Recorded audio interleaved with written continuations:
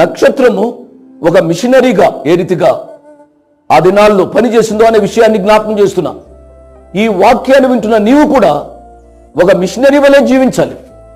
మత్తయి సువార్త 2వ అధ్యాయం 2వ వచనం, యూదా రాజుగా పుట్టినవాడు ఎక్కడున్నాడు? తూర్పు దిక్కున మేము ఆయన నక్షత్రము చూచి ఆయనను పూజింపవచ్చితమని చెప్పిరి. ఆ తూర్పు దేశపు జ్ఞానులు నక్షత్రాన్ని చూచారు. వారు ఖగోళ శాస్త్రజ్ఞులు.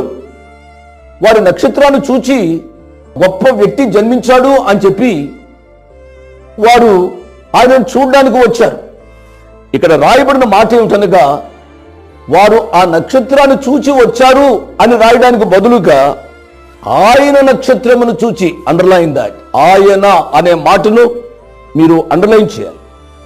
ఆయన నక్షత్రం ఏదో మామూలుగా వెలిసిన నక్షత్రం కాదు, ఆయన నక్షత్రం.